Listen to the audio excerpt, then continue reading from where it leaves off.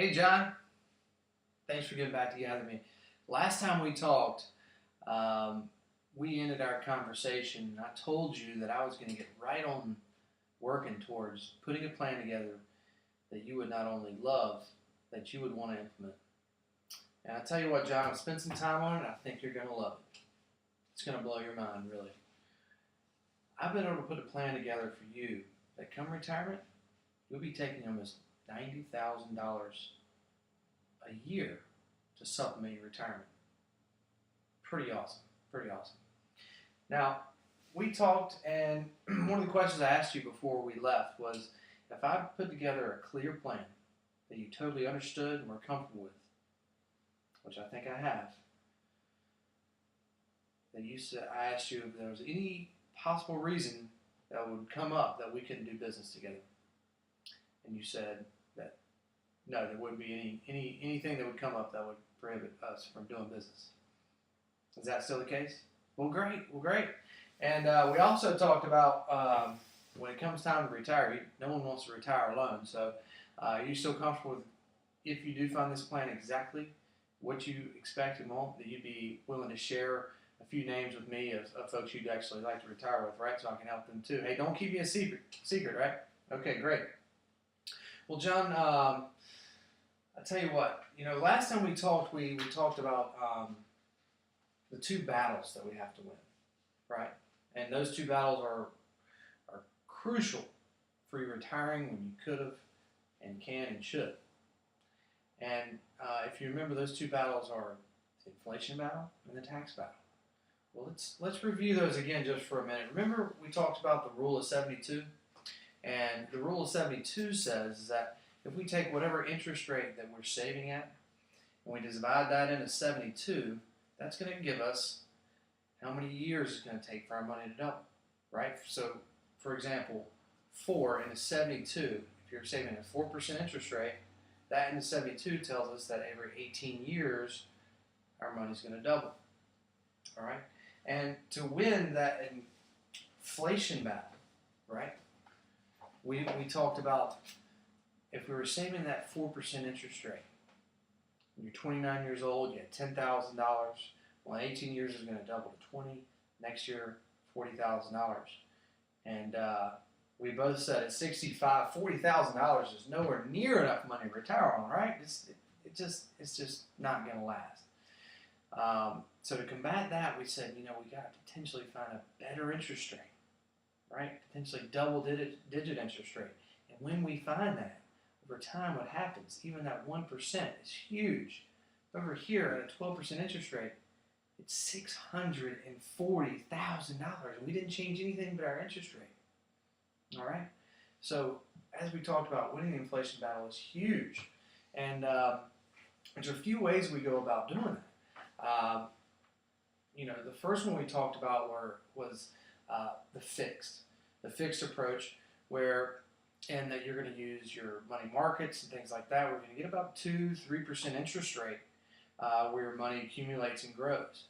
And over time, we know that, at a 2 to 3% interest rate, we know that's just not winning the inflation battle. Now, the second strategy that we have is the whole other end of the spectrum, right? The stock market. Hey, well, we've got potentially high rates of return, but we also have total exposure to loss, right? So when that happens, we're just totally exposing ourselves to loss. The third approach, and I think that you agreed, was more on the lines of when you found most interesting in, and that was the index strategy. And if you remember, the index strategy is basically where we take all of our interest and all of our principal is guaranteed. We can't lose that. Big key. And it's linked directly to the S&P 500.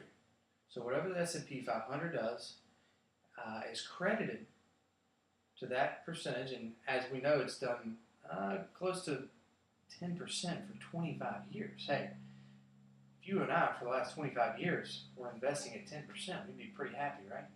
Absolutely. So again, how the index strategy works is the S&P 500 is the 500 most widely held stocks, okay? These are the big dogs. These are 100 different industries of technologies like Microsoft, fuels like BP, gas, all the big dogs. It makes up about 70% of the domestic equity index capitalization. That being said, in the index strategy, we're going to ride the highs up to a cap. Remember, there is no free lunch, right? There is a downside to it, whereas there's a cap. So let's compare again the stock market strategy to the index strategy. Now we're going to take this a little bit farther this time than we did last time. Now, what we talked about before is that starting, let's say we had $10,000 investment, just a nice round number, okay? And year one, okay, stock market, S&P 500 does 10%, right? So in that second year, you've got $11,000, okay? Well, we're moving right along, right? Next year does another 10%. It's great. We're rolling. But now we're at $12,100, okay? We've done another 10%. Well, let's think back to what possibly could happen. Remember back in 2008 where we're rolling, and all of a sudden, well, the market has an adjustment, okay? The market drops 20%. So it's possible, right, to drop 20%. Well, at that point, after we've dropped 20%, we're at $9,600, okay? Now we're below where we started at, okay? Well, what's all the experts telling us? Hey, stay in, it's going to come back up. It's going to come back up, right? The market's got to come back up. We've just lost 20%. The question is, how long is it going to take to come back up? Well, if you remember, we made another correction with the mortgage and housing crisis. Well, it dropped another 17%. So now where are we at? Okay, we've dropped another 17%. We're at $7,900 right now. We're in year 4. Well, guess what, John? If we were to be in our index strategy where we know we have protection of our principal against loss, okay, we'd still be right back up here at $12,100. Okay, we haven't dropped. Down here at $7,900. Well, down here in the stock market, well, eventually the market is going to come back, right? So let's say the following year it does 15%. All right, we're going back up 15%. Well, we know in our index strategy we've got a cap, so we're only going to get 12% of that. Okay, so if we've got 12%, we've capped out, and we've got 15% down here. Well, guess what? Sure, you've got 15%, but you've got it on the 7,900. So really, you've only gained about 1,100. Okay, now you're at $9,000. Okay, in your 5th year. Well, over here in the index strategy, sure, you only got 12%. You got 12% of 12,100. Okay, that's actually more than down here. So now you've gained $1,450. So, add this up. You've got $13,550. And down here, hey, you've got back up here at $9,000. You're lower than what you started with. Now, John, it's kind of a comical question, but would you rather have $13,550 or $9,000? Obvious. You'd rather have the $13,000. And John, look at this. You're at $9,000. 5 years later, you're not even to where you started.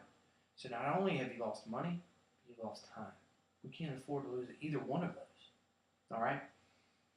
Now, just to get back to where you would be at the index strategy, it would take 70%. 70% in 1 year.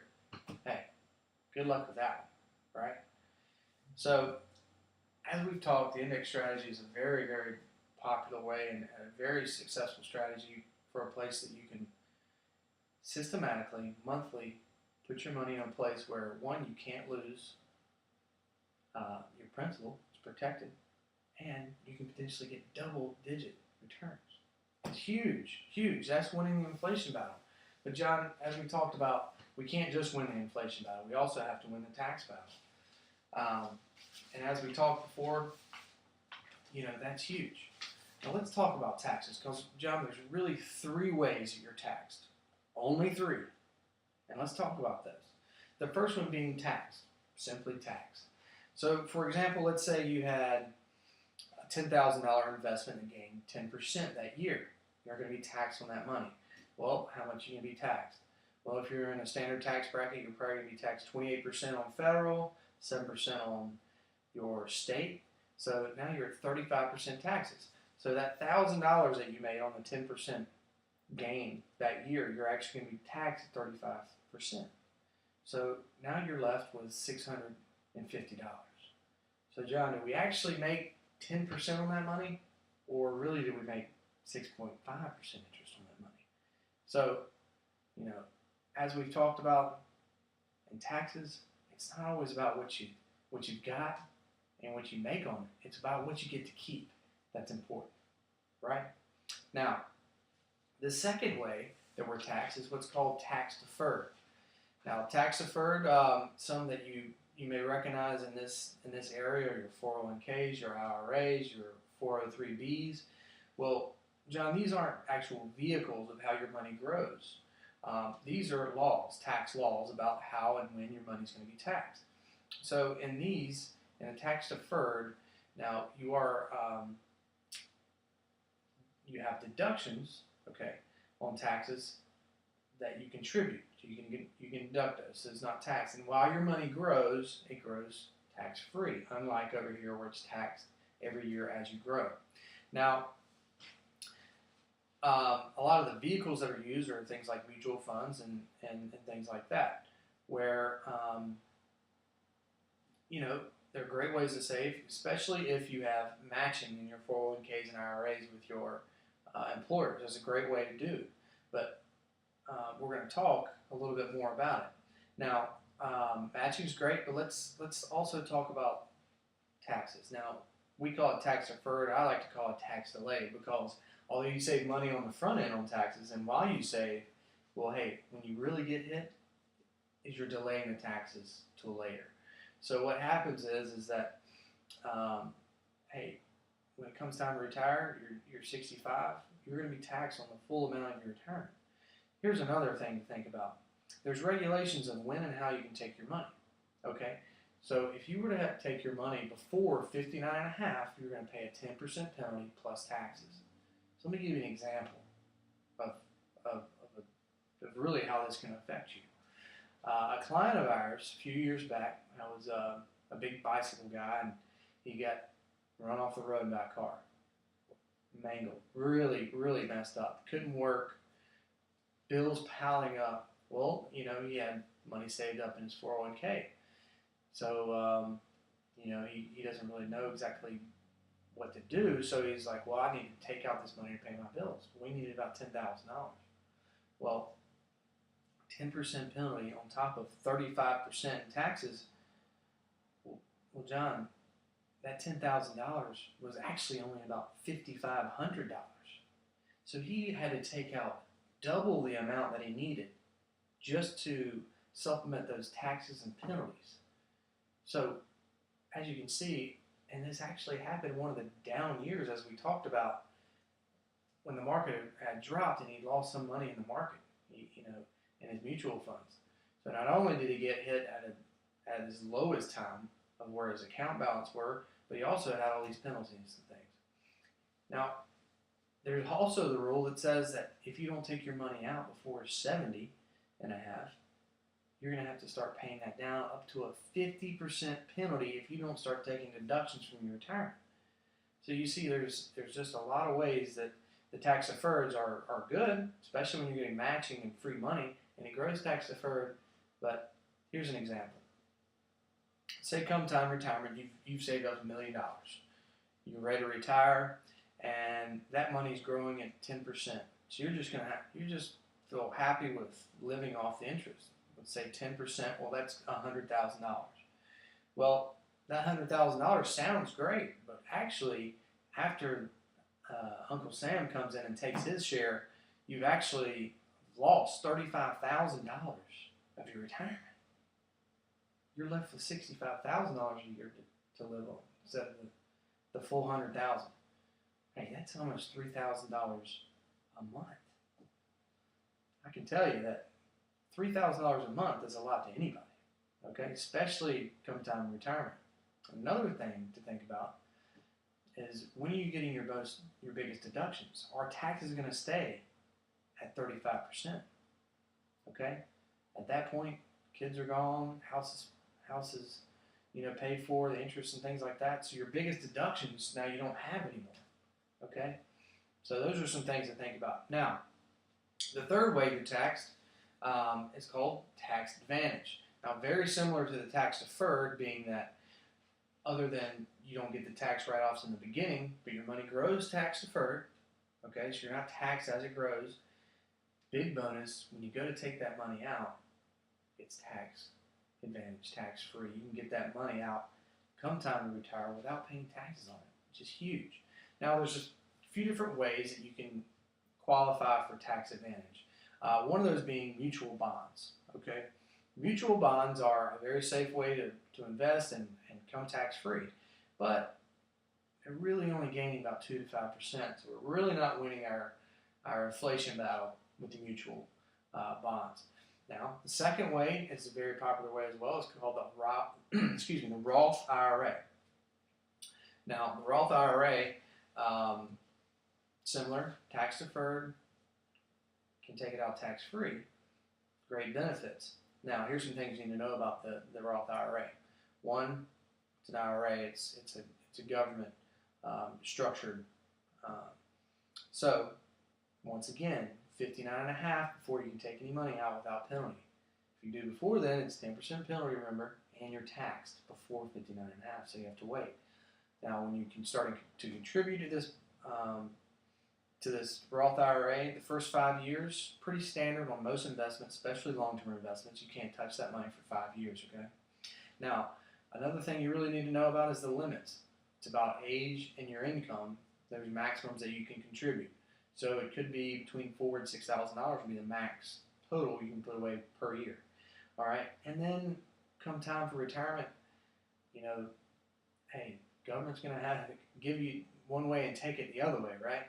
So when it comes time to retire, you've got Social Security. You may have to spend down your IRA to get Social Security benefits, Medicare, Medicaid, some college grants and things like that. You may have to spend that down. So, there's some positives, but there's definitely some negatives. Now, the other way is to use your insurance. All right? Now, you have to be careful of this because there's some ways that could not be suitable for you. And let's talk about those, because the first couple are okay, but the third is a whole other ballgame. All right? And we're going to talk about that. And you've probably heard of a couple of these. Now, the first one is whole life. Popular in the 80s. Basically what this says is that you're going to basically use your whole life insurance and it's going to gain interest on your money as you save it. Once again, on this, it's only about 2 to 5%. It's going to take some time to really build up some value in that. So again, we're not really winning the inflation battle, are we? Now, second, variable life insurance. And as you can probably pick up on the name, variable, this is directly involved with the stock market. So your money is actually being traded. Now, you do have the life insurance protection, but this was popular in the 90s when the stock market and things were doing really well. Everyone was doing great, but now that the market's dropped off, people are finding themselves in trouble. One way is once that money keeps going down and down and down, there's not enough balance to handle the life insurance protection. So they're going to have to dump in more money just to keep that life insurance protection. This is over years and years where, they may not be insurable anymore. So they have to do this, or they're going to lose their policy and lose their protection. Now, the one I recommend, I think we've talked about it, the index universal life. All right, the index probably rings a bell to you. Now, the index universal life works like this. Now, the strategy that we like to use is that we're not trying to buy as much insurance as we can. We're actually trying to buy as little of insurance as we can and fund our savings account in our index strategy. Now, how it works, just like our index strategy we've talked about, we're going to use the S&P 500 as basically our yardstick, our ruler. whatever the S&P 500 does, we get credited of our interest on our principal in our savings account up to a cap of, let's say, 12%. So yeah, there is some downside risk. If the market goes way up, we're only probably going to get 12%. Okay, but still, that's double-digit returns. And what we've done here is we've got protection against loss of our principal. So we know that it's a pretty safe way. You know, it's not about always getting the most at one time. I'll give you an example. Warren Buffett, you know Warren Buffett, probably one of the richest men in the world, maybe ever. You know, he's noted as saying it's not necessarily the return on your money, it's the return of your money that's important, okay? Because once you lose principal, hey, it can be devastating. And we've also won the tax battle here using this universal index life, okay? I'll give you an example. Let's say we had never met before and you had been in, let's say, the tax deferred section where you've been saving some money in the beginning, putting it in, you've grown it over time, but come take it out, as we talked about, you're going to get hit with the full amount of taxes. And John, do you think taxes are going up, or going down, I'm sorry, or going up? Yeah, they're going up. Well, look at this. We both come time to retire, we both got $1 million. We're going to live off that interest, 10%. Okay? I'm going to get to live off the full $100,000 tax-free. I don't have to deal with the government anymore come retirement. $100,000 I'm living off of, taking that the rest of my life. Over here, hey, you're only getting $65,000. So you can tell the big differences of winning the tax battle. Now, is the tax advantage the end-all be-all? Is the index strategy the end-all be-all? Probably not. Now, I could see you being in each one of these, okay? Let's start with tax. You got to keep some money liquid. This is for your emergency funds and things like that. We need to keep that money rotating in a safe place. But yeah, you can take a little bit of taxes. It's not going to grow that much. You're not going to pay that much taxes on it. Now the tax deferred, the way I see you being this, if your company is offering your 401k at a match, okay, but only to your match, okay? As we talked about, anything over that match, you're really just delaying the taxes till later. Now the tax advantages, I really think that Universal Index Life is a great place to systematically, month after month, to put up some money away for the long term, where you have protections against loss, right? Hey, and potential double-digit returns. So that is key. Now, we've talked about, when we first met, let's kind of review what we talked about. Now, you're 22 years old. You're pretty young. You've got this really good job. I can see you're making a lot of money. You are contributing to your match, as we talked about. That's good. But you still got plenty of money left over that you really thought, your emergency fund, you got plenty put away in your savings, but you really wanted to find a better way to save and invest without the risk. So now we talked about, you are 22, you're young, but you thought that you could probably do about $700-800 a month. Well, just so we're on the comfortable side, I'll put some things together for you, and let me see if this sounds good to you. $500 a month we can put away for you for a long period of time, and that's going to continue to grow and come retirement. That'll be safe. You can't lose that money, and if everything comes up even before 59.5, we can take that money out, borrow against it as a loan provision. Okay? Now $500. If everything goes bad, transmission goes out, things come up, life happens, you're comfortable with every month putting away $500 a month. Now you said $700 or $800, which is a lot, and I can see you can probably do that. But let's start with the $500. I think would be a great place to start. You're comfortable with that through and through. Well, that's great. That's great, John. I'll tell you what, John. The company that I'm recommending for this Index Universal Life strategy for you to invest and save in is Aviva. I'm not sure if you've heard of Aviva. Let me kind of go through exactly who who Aviva is. Now, Aviva, with the Universal Index Life, has about 50% of the market in terms of this strategy. So they're big. Now, what you probably didn't know is that they've been doing business in America, in the USA, for a long time. As you can see here, in the U.S. alone, they've been doing business since 1896. Now, Aviva may not pop up in your head as a familiar name, but their company and their roots have been around for 300 years, over 300 years. All right? Now, this will blow your mind. Winston Churchill was insured by Aviva. Queen Victoria. Hey, they even insured the Titanic and didn't sink with them, right? Seriously. And this is the kicker.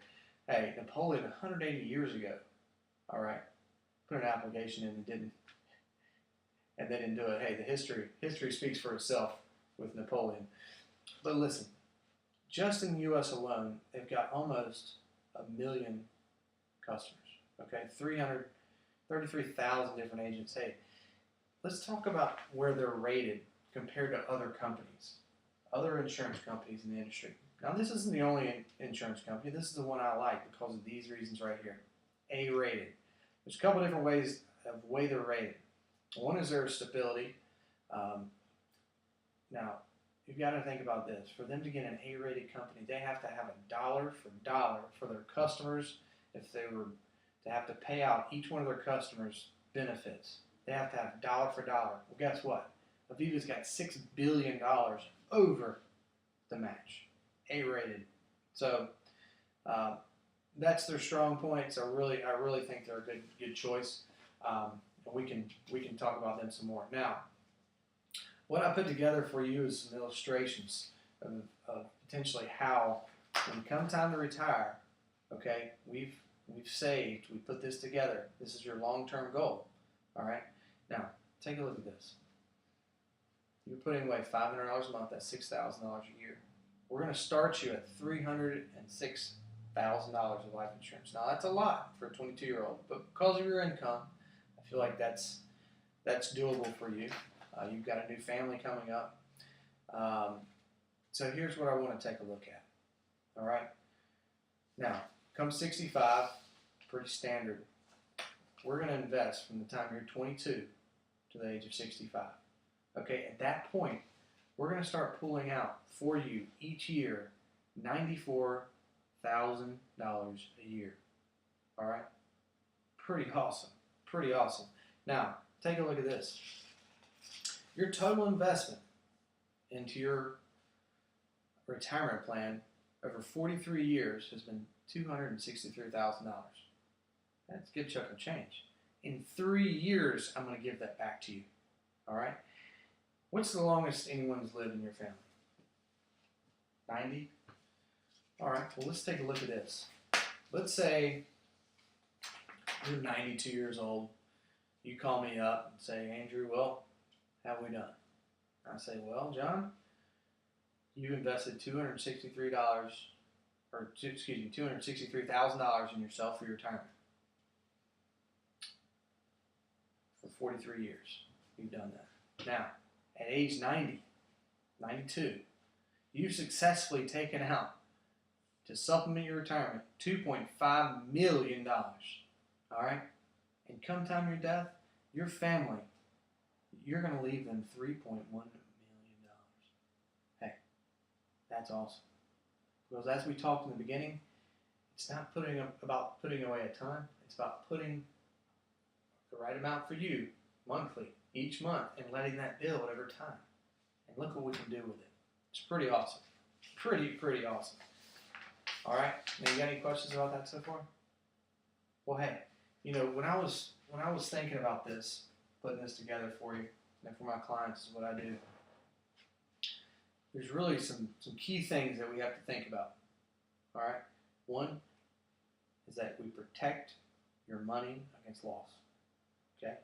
Two, hey, we find a potentially better interest rate, double-digit possibly returns. All right. Three, okay, we save on taxes. This money has come to you tax-free each year, not reported. You've still got your full Social Security benefits, things like that. Huge. 3, you have life insurance protection. Okay? Now, the reason why we had to build so much is because you're so young and you want to put in a lot of money. And that's part of the index strategy. That's how the government says that you can do this, that you can pull it out tax-free. So that's one of the things we have to think about. Now, really important though, okay? Pros and cons. This is what we need to be thinking about. All right? You have to be comfortable with one, the $500 a month. You said you were totally comfortable with that. Now, for the first 2 to 3 years, okay, can't really touch this. It's going to be a worst case scenario to touch this anyway before retirement, so we can get to that full amount. But as we talked about, if you needed to, after our surrender charges are said and done, now you can borrow against this money, but here's the key: we got to keep at least 10% in this policy. Okay. After our surrender charges, we can borrow up to 90%. We got to keep 10% in there. Hey, if you think about it, I'd much rather leave 10% in than be taxed on the 100%, right? Don't you agree? Absolutely. So those are the real keys that you have to be focused on with this. It's going to be a long-term plan. We're not going to really mess with this, especially in the first few years.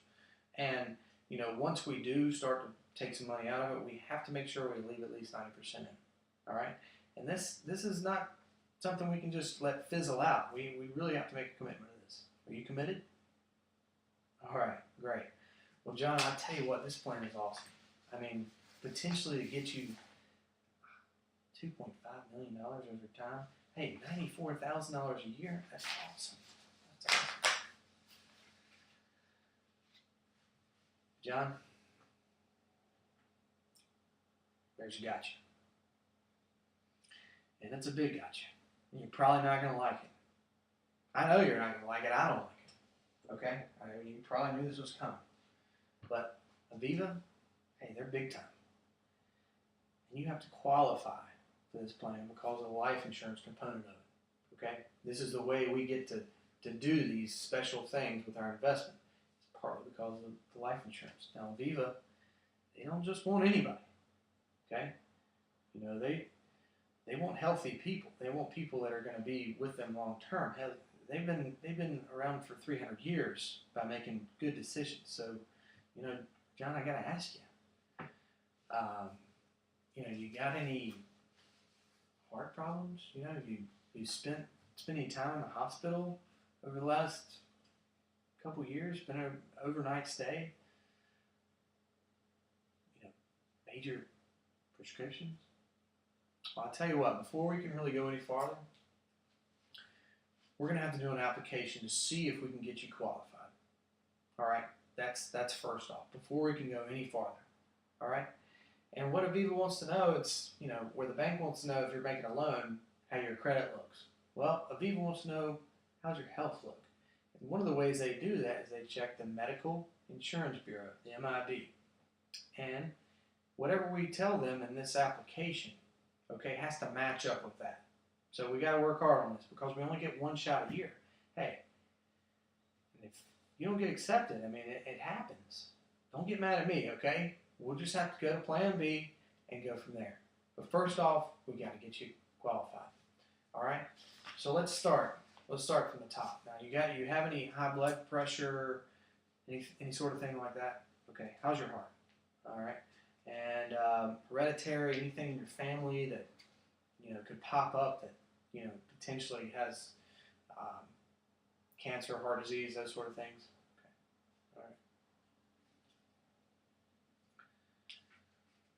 All right. Well, just about done with those. We need to talk about the HIPAA. Basically, this is the protecting your information. None of this information will be shared. Okay. We need to have access to the MIB report. You're going to grant them to be able to check into your records on that. Okay. Sound there? Okay.